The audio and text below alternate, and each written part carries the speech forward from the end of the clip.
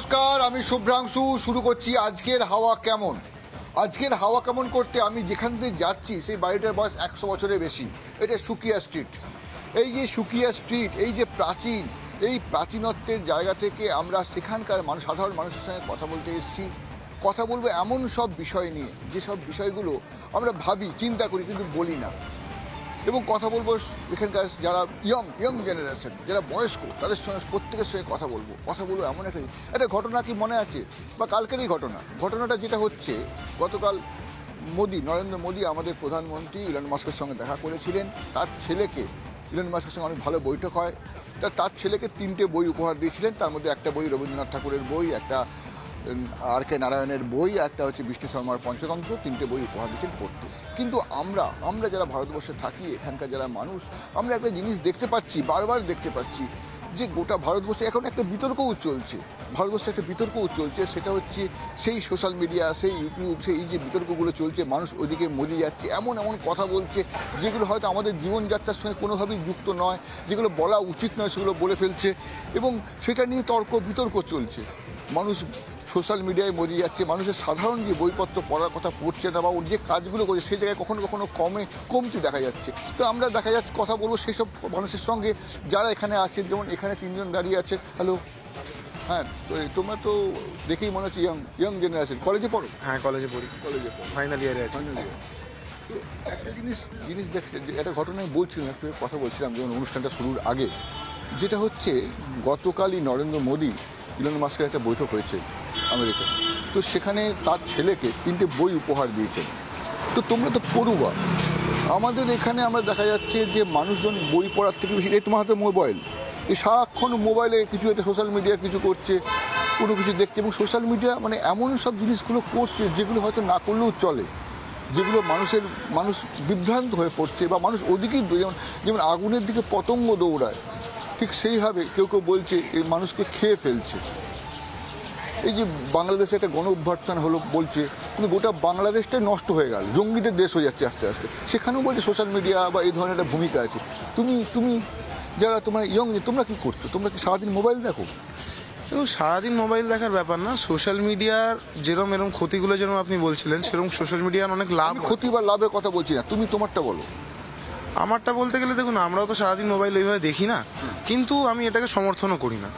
আজকের দিনে, আগেকার দিনে যেরকম আমরা শুনতামও যে লোকেরা সকালবেলা উঠে জিমে যেত, হাঁটতে যেত, এক্সারসাইজ করতো, পড়াশোনা করতো। এখন সকালবেলা উঠে আগে একটা পোস্ট করতে হবে, গার্লফ্রেন্ডকে মেসেজ করতে হবে।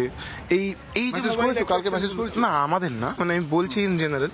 তো এই যে ব্যাপারগুলো, এই যে অতিরিক্ত মোবাইল অ্যাট্রাকশনগুলো, এগুলোকে আমরা সাপোর্টও করি না। যতটা আমি নিজের দিক থেকেও পারি চেষ্টা করি, যতটা মোবাইলটার দরকার প্লাস একটু নিজের রিল্যাক্সেশনের জন্য তার মধ্যেই যেন থাকে। খুব বেশি অতিরিক্ত, যেরকম আপনি বলছেন 24/7 মোবাইলেই চিপকে আছে, ওরম যাতে না হয়। এই যে ঘটনা ঘটছে, এটা ঘটনাটা শুনেছেন আপনি, যে যা ইচ্ছা করে ফেলছে, অশালীন মেসেজ চলে যাচ্ছে, এবং মানুষ সেগুলো হা হোক, যেটা আপনার বলে কি হচ্ছে বলুন তো? দেখুন, এখন এই প্রতিযোগিতা চলছে, কম্পিটিশনটা সবাইকে বিক্রি করছে, সবাইকে প্রোডাক্ট ভাবছে। তো এর একটা ভালো দিক, খারাপ দিক আছে। এর মাধ্যমে যেমন একটা ইনকাম জেনারেশন হচ্ছে, তারা ইউটিউব করে, ফেসবুক করে, দেখুন একটা ইয়াং জেনারেশন কিন্তু একটা সেলফ ডিপেন্ডেবল হচ্ছে। কিন্তু অন্যদিকে দেখবেন আজকে যে মোরাল এথিক্সের জায়গায় কোথায় গিয়ে যেন আমরা নিজেরাও সরে যাচ্ছি। একজন শিক্ষিকা স্কুলে পড়াচ্ছে, তো তার একজন শিক্ষিকাকে তার ছাত্ররা তাকে সেভাবেই দেখে। একজন, আমরা গুরু শিষ্য যদি বলি আমাদের ভারতীয় পরম্পরায়, একজন শিক্ষককে তার ছাত্ররা সেভাবেই দেখে। পরক্ষণে দেখতে পাচ্ছে সোশ্যাল মিডিয়া প্ল্যাটফর্মে সেই শিক্ষক বা শিক্ষিকা হতে পারে, তার ব্যক্তিগত জীবন আছে, সেখানে তার স্বাধীনতা আছে, কোথাও বা ঘুরতে যাচ্ছে। তো একজন শিক্ষক বা শিক্ষিকা ঘুরতে গিয়ে তারা যেহেতু একটু বাদে স্কুলে যাচ্ছে, স্কুলে যাওয়ার আগে এমন একটা পোস্ট করলো, ঘটনাক্রমে তার সঙ্গে সামাজিক মাধ্যমে তার ছাত্রছাত্রীরা তার সঙ্গে জড়িত।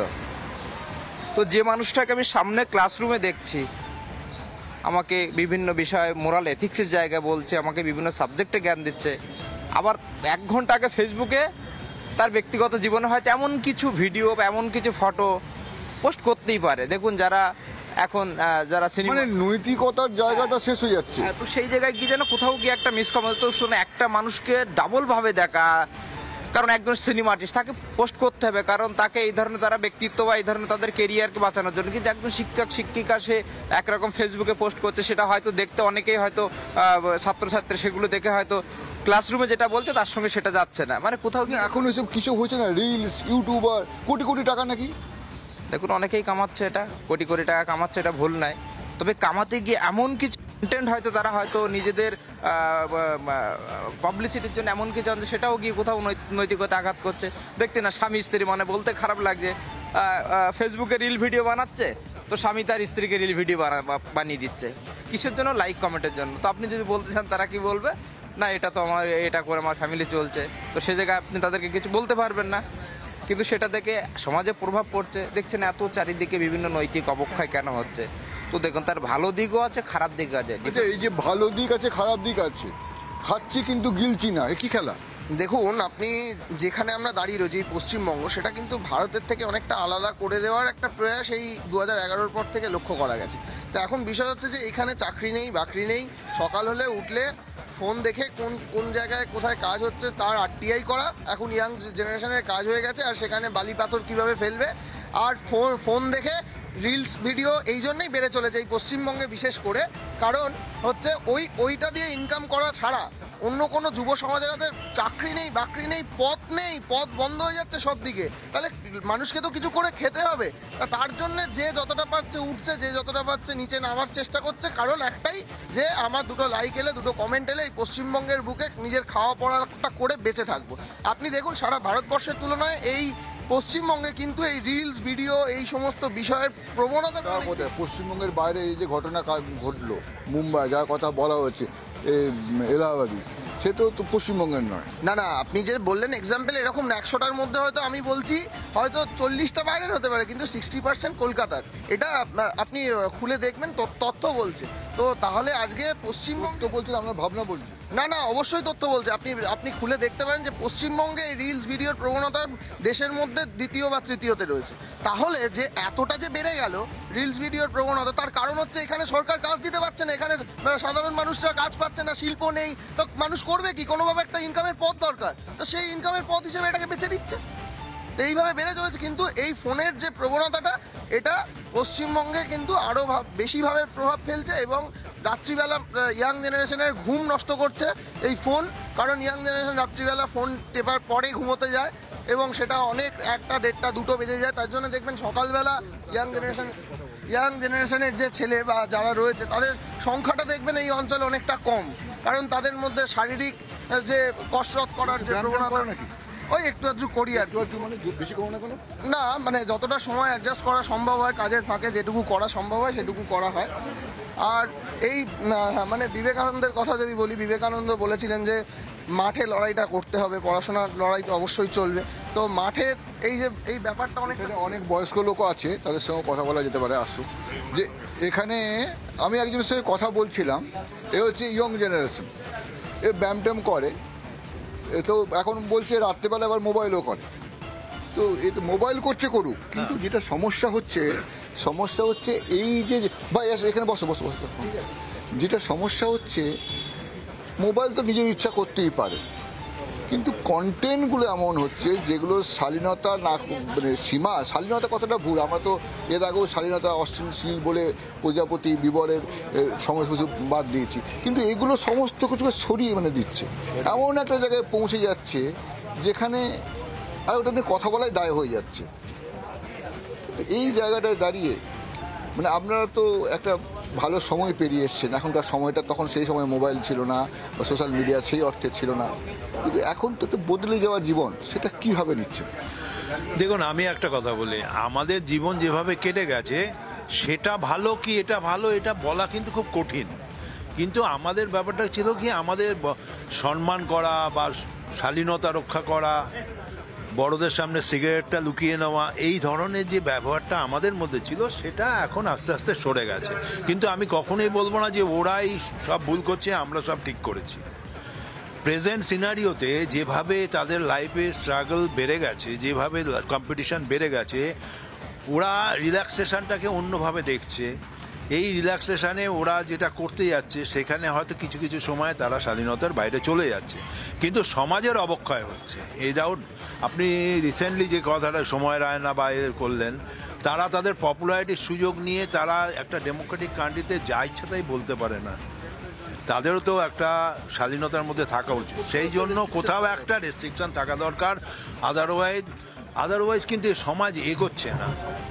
অর্থনৈতিকভাবে এগোনোটাই সব এগোনো নয়, মানুষের যে দৃষ্টিভঙ্গি, মানুষের যে চিন্তাধারা, সেগুলো আস্তে আস্তে কীরকম যেন একটা মানে বিকৃত বলবো না, কিন্তু আস্তে আস্তে কীভাবে যেন সামাজিক অধঃপতন হচ্ছে।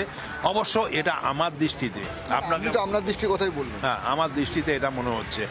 কিন্তু আমি তবুও বলবো ওদের অ্যাপ্রিসিয়েট করবো। আমি জেনারেশন গ্যাপে ভুগি না, ওদের দৃষ্টিভঙ্গি আলাদা, ওদের চলন ফেরন আলাদা, ওদের দৃষ্টিভঙ্গি আলাদা, সেটাকে সবসময় ডেপ্রিসিয়েট করলে চলবে না, তাকে অ্যাপ্রিসিয়েট করতে হবে, কিন্তু একটা রেস্ট্রিকশন রাখতে হবে। না, এই যে মোবাইল যে তোমরা যারা ইয়ং, তোমরা তো এই কলেজ থেকে বেরিয়েছো বা মাস্টার ইউনিভার্সিটি থেকে বেরিয়েছো, কেবলমাত্র তোমরা দেখে তা নয়, যারা বয়স্ক হয়ে গেছেন, যারা রিটায়ার করে গেছেন, তারাও তো সারাদিনই মুখ গুজে পড়ে আছে, এবং এর ফলে তো কোটি কোটি টাকা উঠছে।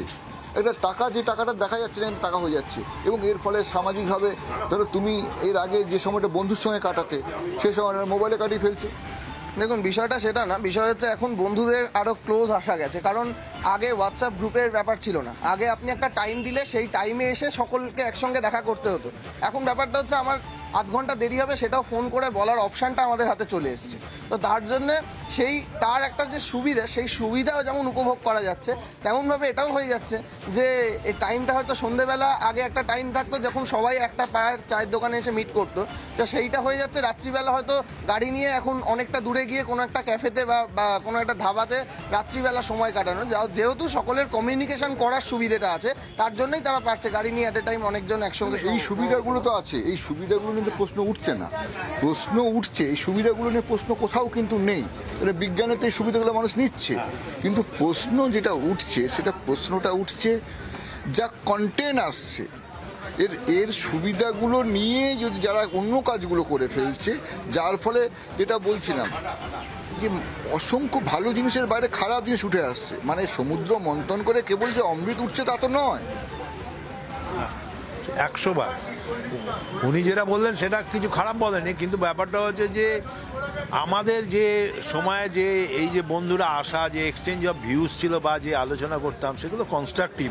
তার মানে আমরা ভুল করিনি তা নয়, কিন্তু এই যে এখন যে miss use of the power হচ্ছে, এই যে ইউটিউবার যারা, বিশেষ করে ইউটিউবার কেন, বিভিন্ন চ্যানেল, অথচ চ্যানেলকে অস্বীকার করতে পারেন না, আজকে পৃথিবীকে কত ছোট করে দিয়েছে। আরেকটা জিনিস হলো কি, এখনকার দিনে ছেলেমেয়েরা অর্থনৈতিকভাবে অনেক বেশি সলভেন্ট হয়ে গেছে, যেটা আমাদের ছিল না, যার জন্য সবাই নয় অনেকেই সেটা মিস ইউজ করছে। আর মিস ইউজ করার জন্যই আপনি দেখতে পাচ্ছেন প্রতিদিন রাত্রে ডিভাইডারে গিয়ে গাড়ি মারছে, কেউ না কেউ মারা যাচ্ছে, কোনো বাবা মার সন্তান শেষ হয়ে যাচ্ছে, সে তো চলে যাচ্ছে, তো পুরো ফ্যামিলিটাকে বিপদে ফেলে যাচ্ছে। তার সঙ্গে বিভিন্ন ধরনের যে সমস্ত অপ্রাসঙ্গিক কাজকর্ম হচ্ছে, এইগুলো ভীষণভাবে বেড়ে গেছে। আপনি তখন কি মাথাটা নাড়ছেন, শুনছেন?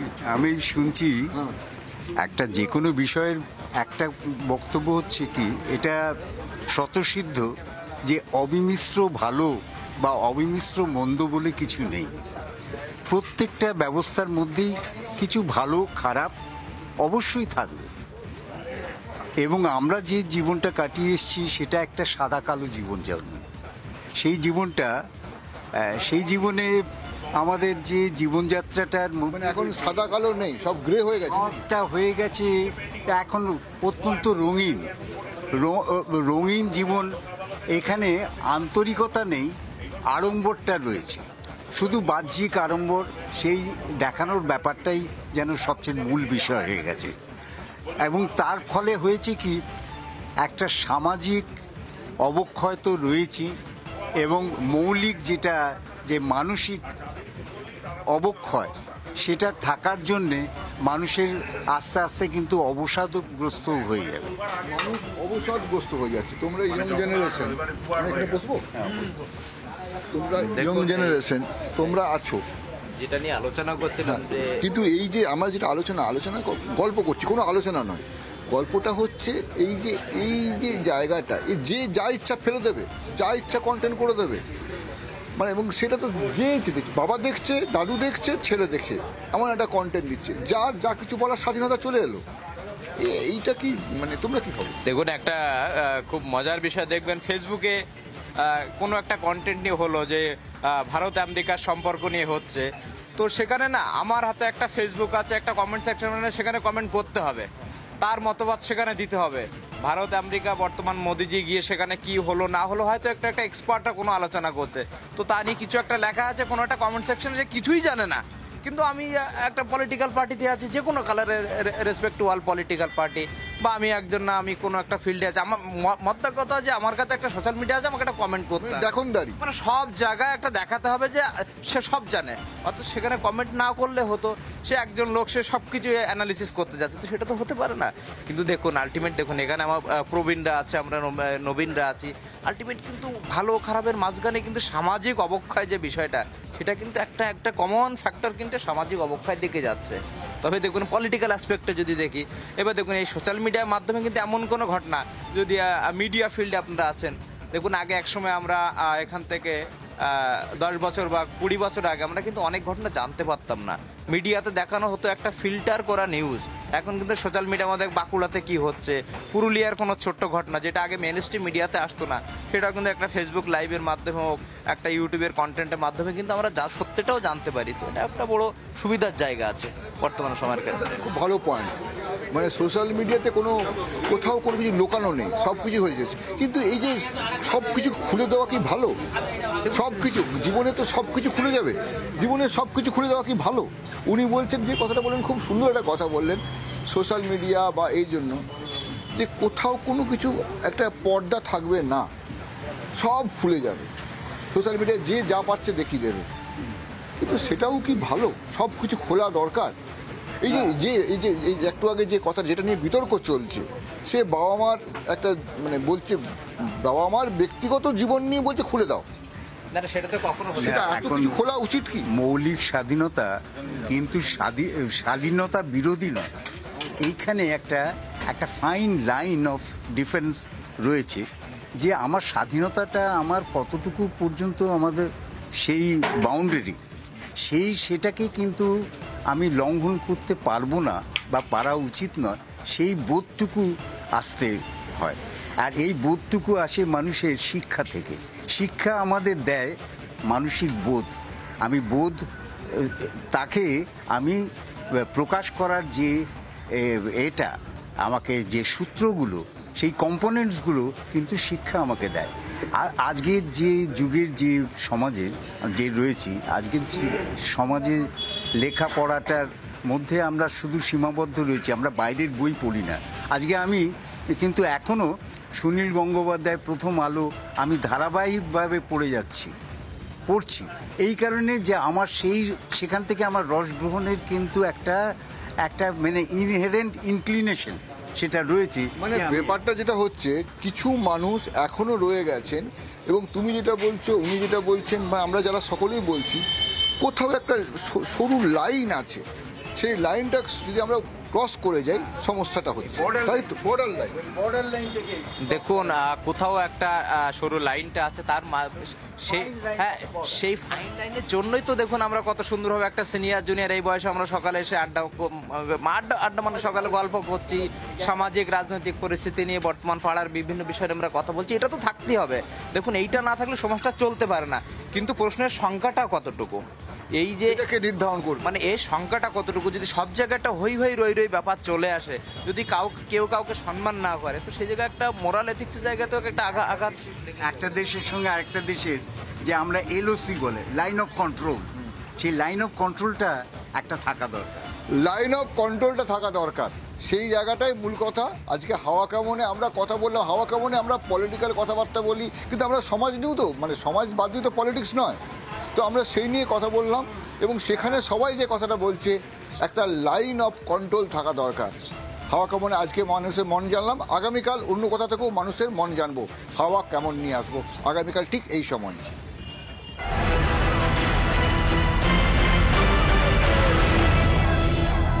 নানা ধরনের কন্টেন্ট দেখার জন্য লাইক করুন, শেয়ার করুন আমাদের ফেসবুক পেজ, সাবস্ক্রাইব করুন আমাদের ইউটিউব চ্যানেল। পাশাপাশি অন্যান্য ব্রেকিং নিউজের জন্য অবশ্যই চোখ রাখুন রিপাবলিক বাংলায়।